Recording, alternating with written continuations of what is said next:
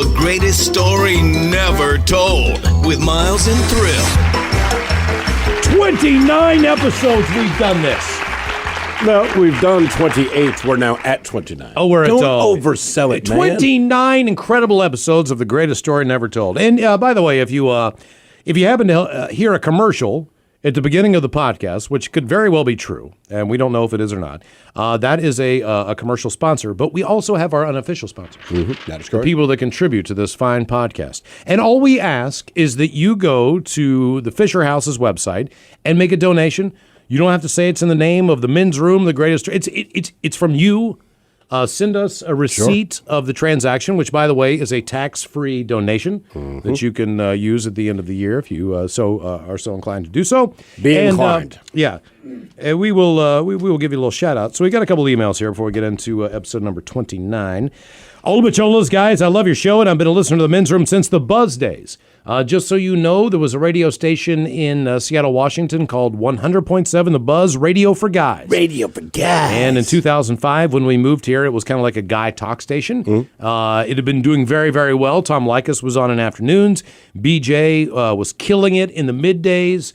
Robin and Maynard were on the mornings. We were on at night, and then overnight was it Phil Hendry or? Phil Hendry, yeah.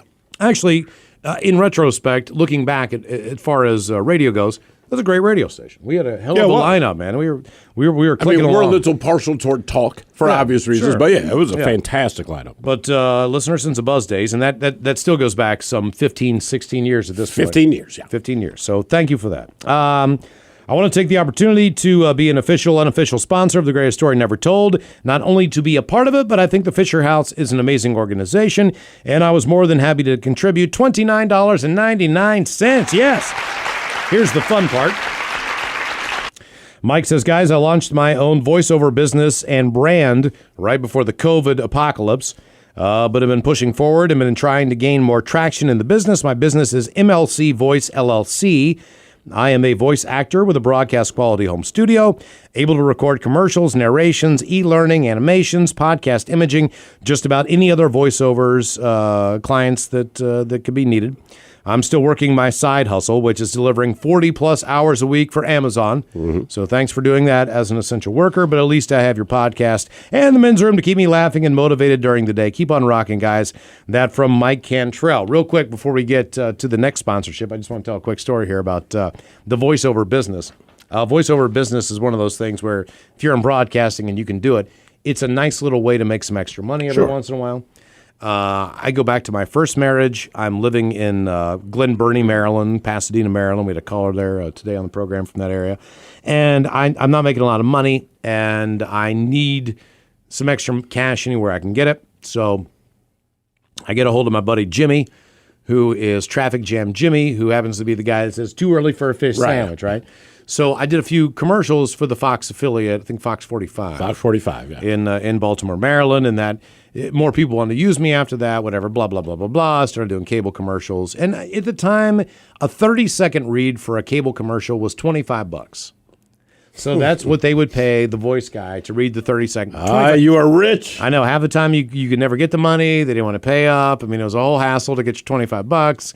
Send them an invoice, the whole deal, which they never paid, like anything else. We got the service. We're just going to wait on this. But even if it was $25, whatever. All right. So at the time when I'm married, my then wife was she liked to party, man. She'd throw down, man. She'd do her thing and everything. But the fact that I was a daily weed smoker, I know for a fact never settled right with her. And and this is before weed was legalized and all that stuff. And so it was very difficult to kind of argue my point with her because it was just, it was like you're a loser, you're lazy, all these things, which I was not.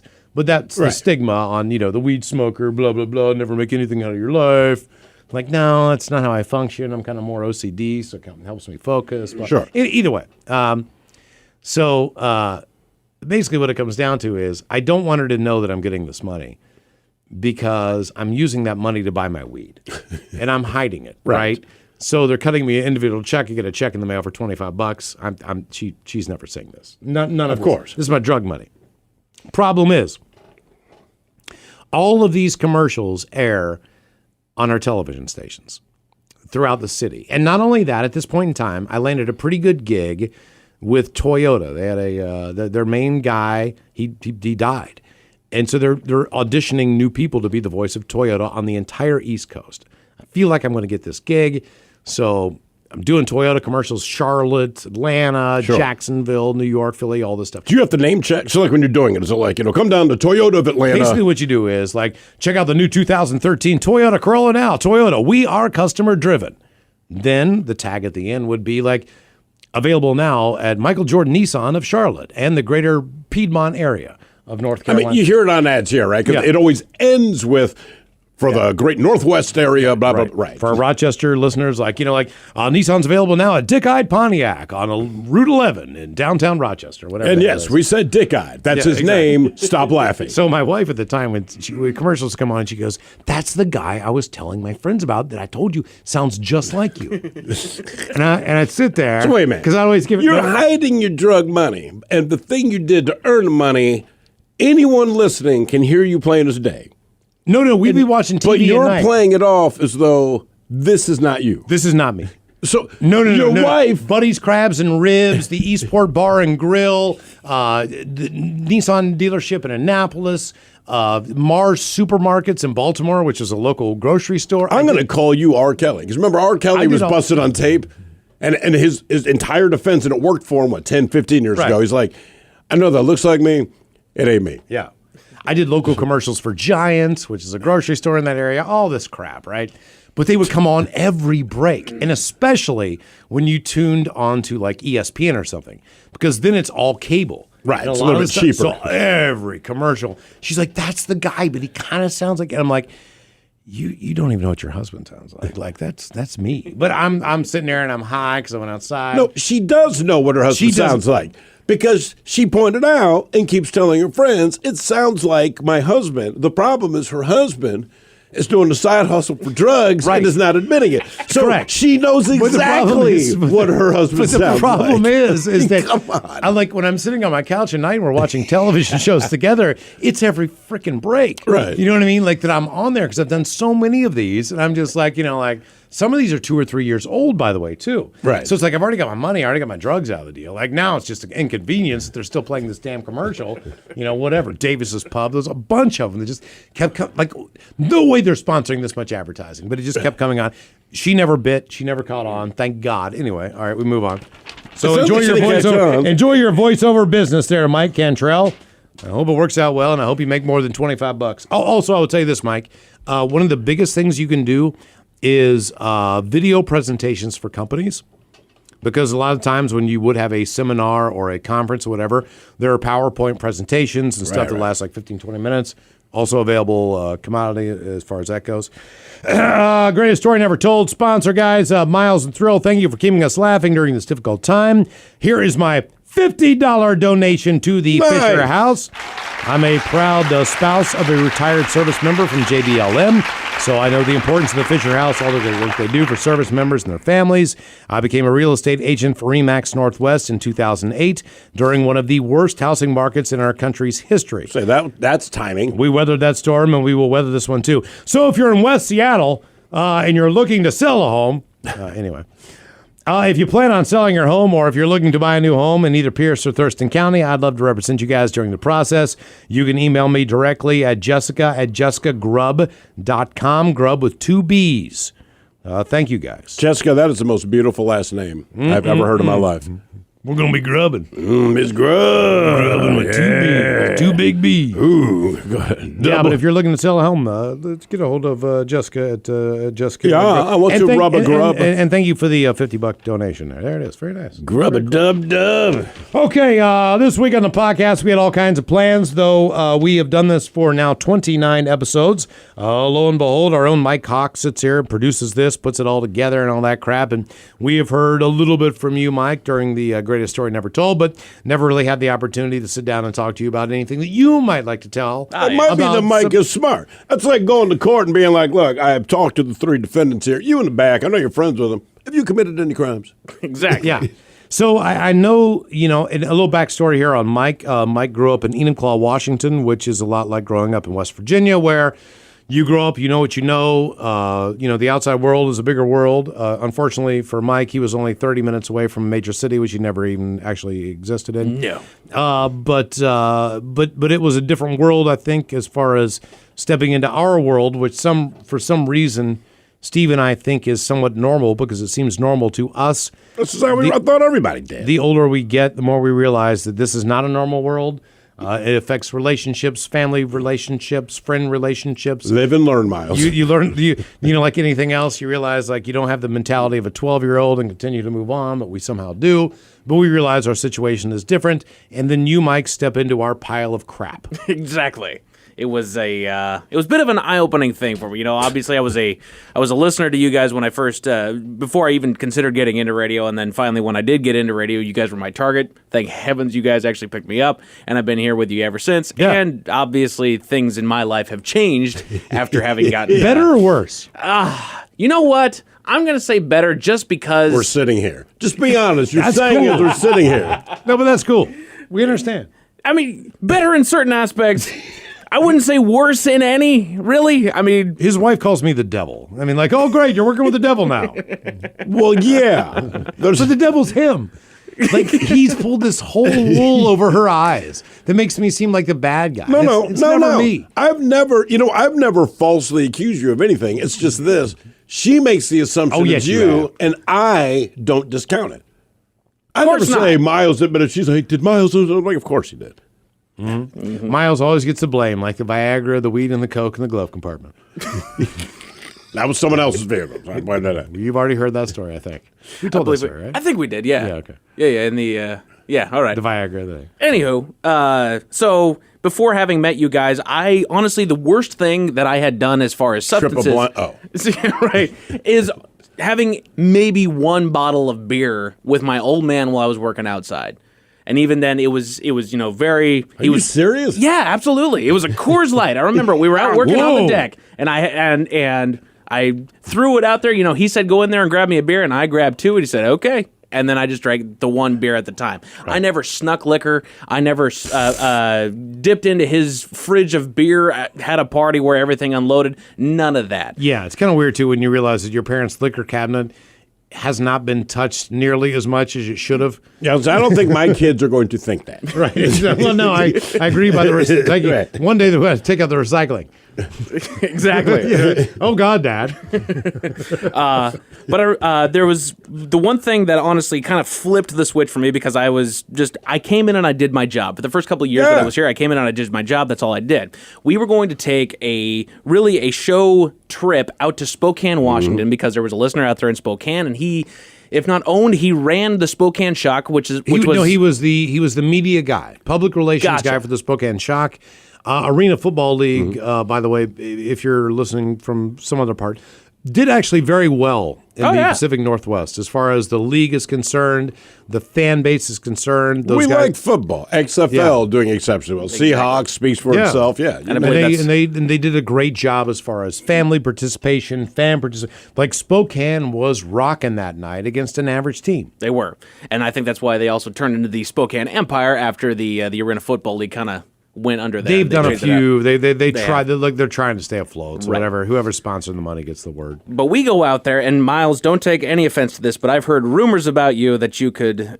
You tend to push whatever party that you're having on other people at certain times. Okay. So I knew going out there. I knew going out there that's that there not was a rumor. It's like saying Miles is a white dude. I mean, like, this is the case. If I have 2 hits of acid, I'm going to talk you into the other hit. And here's the thing. Miles doesn't talk anybody into it. Usually you'll go to the bar with your friend or whatever, and you guys, you'll say you want to do a shot, and then you order 2 shots. Miles orders 2 shots and says, let's do a shot.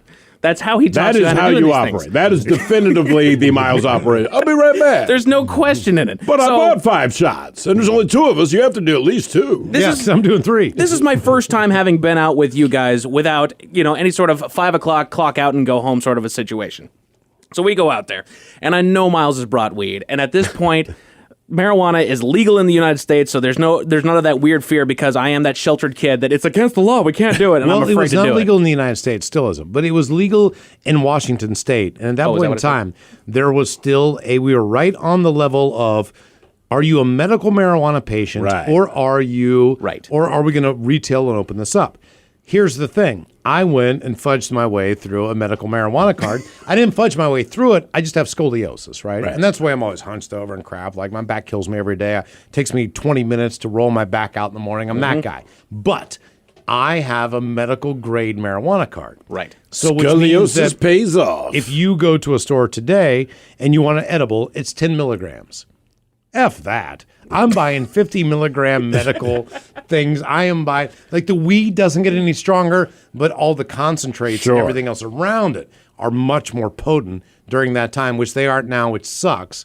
But at that point in time, like, I had some A-grade shit. Right. Ah, shoot, I haven't been taking these down. I have to listen back forgot. through. Sorry, Oh, Dave. no worries, man. So anyway, I know that 2 and 2 is going to come together, and at some point, Miles is going to offer me pot, and I'm sitting there on the entire car ride over there pondering, am I going to do it? Is this going to be my first time smoking weed? The answer was yes. So we get over there, and sure enough, we're in the hotel room. We're gearing up. We're going to go over to the game. We've already met the guy at this point, had a talk with him. We're going to go Didn't over I to give the you game. an edible in the car? No, you did not. You gave Ted the edible, and it messed him up something fierce. So thank God, because when it came down to the two, bad. I wasn't a smoker. I'm not a smoker. So Right. smoking weed did not sound appealing to me. I wanted to take one of the edibles. Thank God you never offered me one, because that would have completely screwed me over. They were 100 milligrams. Yeah. Those That's are, what I brought. I was like, look, like, I kept the 20s and 50s at home. Like, we're going to Spokane. I'm breaking out the A-grade shit. Oh, sorry. Stop. No worries, man. I got to re-listen to this thing because I haven't been taking notes. Anyway, so yeah, Ted is absolutely passed out in the back seat after kind of glazing over for a while. One of the best quotes that I ever had from Ted is, we had this big old Ford Expedition, and it was, let's see, Miles was in the front. It was myself and Veggie Dog sitting in the middle seat, and then it was Ted in the very back row. And Ben's driving. Ben's driving. Ben's that's right. driving. And so, And Ben rented this goddamn boat. I mean, it was amazing. It was, It like was this huge. huge-ass Lincoln Navigator thing. It was man. big. It was huge. we're going through Western Washington, and all of a sudden, I hear from the back, Ted says, "Oh, Mike, the cows are laying down. You know what that means?"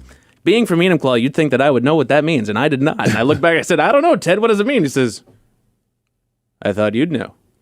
That was literally all he said. He said it with the calmest demeanor. And I turned back, and he's completely glazed over, and his eyes are half shut. And I said, "Ted, are you doing okay?" He says, "Yeah, man." 5 minutes later, By I the look back and way, he's passed Mike, out. Ted learned this, whatever, from his mother.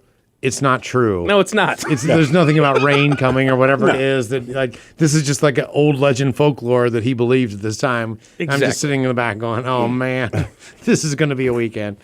So we finally get over there. Like I said, we're about to go to the game. Miles is pre-gaming in the way that he does, and he's got a pipe, and he looks over and he says, "Mike, you gonna smoke weed with us?" And I said, yeah, fine, let's do this thing. So he actually held it up right to my face and had me do it right there, because I didn't know that there was a whole breather hole in the doggone thing. Yeah, a Like, little I don't- shotgun on it. Trust Yeah, me, man. like That anything is else. a first time for everyone. Yeah. Like, there's a hole. We got it. Right, We I got have it. no idea what's going on here. You got to learn the game. I inhale this thing and I start hacking. Now, one thing to qualify this is Ted, for the longest time, Ted told me, if you ever start smoking weed, he says, do not mix alcohol with it, because that was the mistake I made, and it made me incredibly sick. When I started hacking after Miles gave me that first drag, Miles looks at me and says, "Here, drink some of this. You'll feel better." And he handed me like one of the darkest beers I had ever had. I take a swig of that thing, and a cough comes up just as Veggie Dog is walking by, and I spew this stuff all over his face. Oh no! It was awful. That's awesome. That's the best he's ever smelled. And keep in mind, he has a massive mustache and beard, so it's not like you just wipe it off. Oh, Like, no. it's And in Veggie him. Dog is not big on the weed smoking and all that stuff. Like, He's a respectable, decent human being. He needs to be in control of his situation. And at I all coated time. him. I mean, he was soaked in this stuff. So anyway, then we go over to the arena football game. For those of you that actually might have smoked before going to something like that, there's a lot of stimulus that takes place when you go to something Sure. of that magnitude. I don't know this particular fact when I'm high.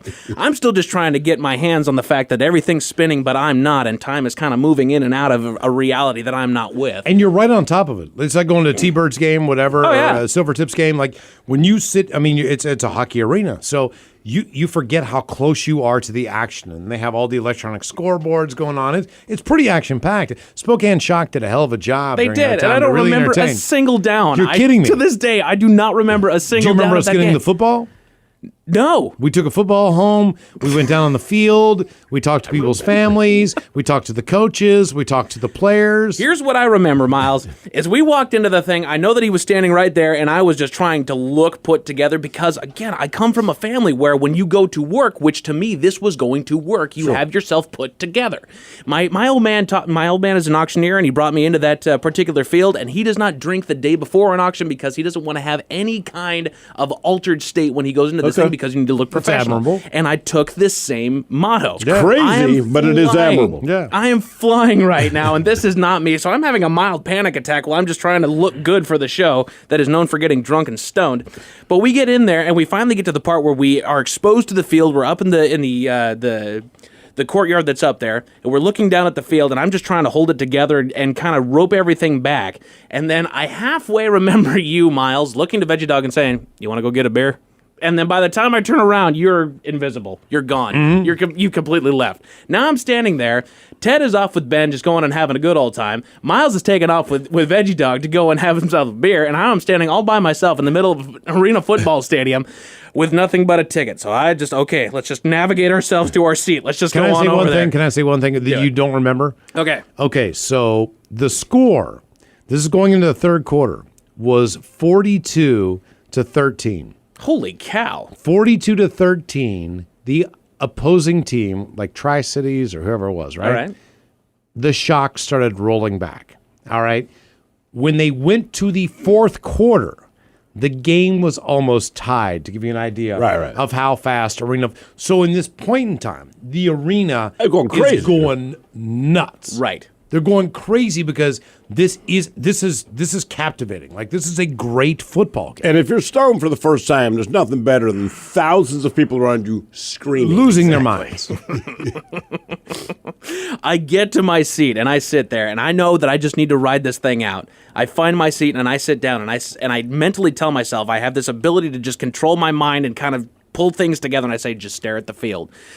Take note of what other people are doing and which direction they're facing. Just look for the ball and kind of keep going. And I was sitting there just kind of strobing my head back and forth trying to find the ball the entire time. I don't remember a single play of the game. I don't remember seeing any players. I don't remember seeing a single play. All I remember is just this wash of green of the field as I'm trying to locate the ball and look like I've got my stuff together. Then all of a sudden, from over to my left, I hear, Mike! I look over, and thank God there's Ben over there, and he says, "Come on, buddy." And I walk over with him, and he pulls me down to the field. Turns out that he and Ted were down sideline, down in that little family area, watching the game. Oh, yeah. And they were kind of like in the penalty box. Right. One of the two of them hockey. points up at me and says, "Oh, crap, he's up there. How's he doing?" "Oh, we should go get him." And so they actually went and got me, and then I just kind of stood there and just felt the padding up the side of the wall. Do you know what happened to me? What happened to you, Miles? We go to get a beer, and Jason goes, "Hey," because he got high. He's like, "I'm a little hungry. Found this place for steak and seafood." So I'm like, "Oh, hell yeah, man. I am in. Let's bowl." So we ended up leaving, and because he was starving, and we ended up going to the steak restaurant, like it was on the river with this nice deck and all this stuff. And we're sitting there, and we're looking at these messages like, "You mother effers, where are you?" Blah, blah, blah. And we're sitting there like cutting into a steak. We're just like 3 blocks away, just sitting there, sipping, like, Jason, sipping on some port or whatever. Right. Like just having a good time. Yeah, we're just sitting like, those Jim Oaks will finally make it back to the hotel. Whatever. And now you enjoy weed, don't you? And now I smoke weed pretty regularly. Yeah, right. And there you go on the greatest story never told. That's how we got Mike into drugs. Just so you know, it was just a small trip, and now he's a drug addict. You're right. Selling plasma. Yeah, exactly. Thank you once again for listening to the greatest story never told. You've been listening to The Greatest Story Never Told with Miles and Thrill on radio.com. Oh, man! A Double Flush production.